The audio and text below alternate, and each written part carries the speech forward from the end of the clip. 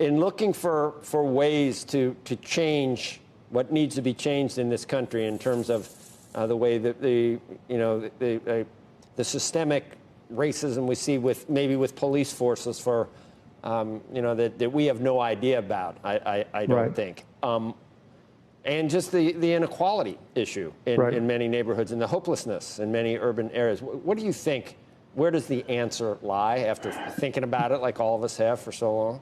I don't know if I have the answer, but, just to be brutally honest, white people have got to have difficult conversations. Right now, when we hear the term white privilege, we all react negatively. We're not used to talking about race, but, we don't really understand. We get very defensive when people use the term white privilege, but we have to start to recognize that racism, comes from us, and that, dealing with it means that you and I and anybody who looks like us, when we see racism, when we see people acting inappropriately, when we see businesses doing things the wrong way and not treating minorities as they should be treated, then we need to say something. We need to speak up.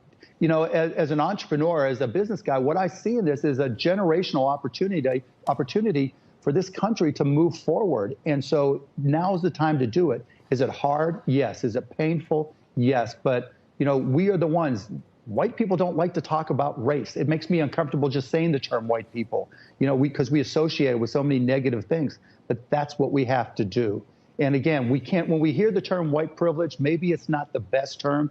Maybe it makes us uncomfortable. But the fact that it makes us uncomfortable gives us reason to really want to start taking steps forward.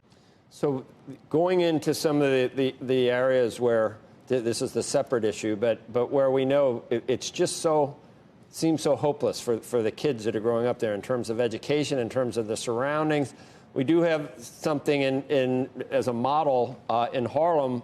It's very expensive, and it takes a lot of they start with kids when they're born, and it goes all the way to when the kid gets a job, and they watch what they do after school, and they watch what they're involved with, and the cleanup programs are great. Yeah, programs are great. Is that what we need? How do we go after that? And what do we do with it? It's not just education, because they get out of school, the kids do, and they go to home to a place that might not be great or may not have. Yeah, much Joe. hope. None of these things are mutually exclusive. We need to have programs that help people.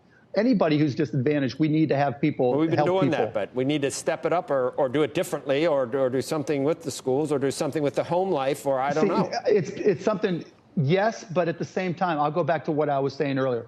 We as white people all know people who are racist, maybe not overtly racist, but subtly racist. And when we see people act that way, we have to step in and say something.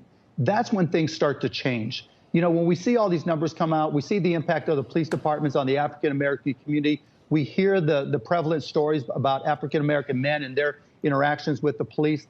Those are systemic issues. Those don't just, people always talk about race is not, you're not born with hatred towards other races, you're taught it. And the people that we know that are teaching those things, those are the people we need to talk to. That's what's going to lead to systemic change. It may just be one little baby step at a time that each one of us can take, but in aggregate, that's where real change occurs.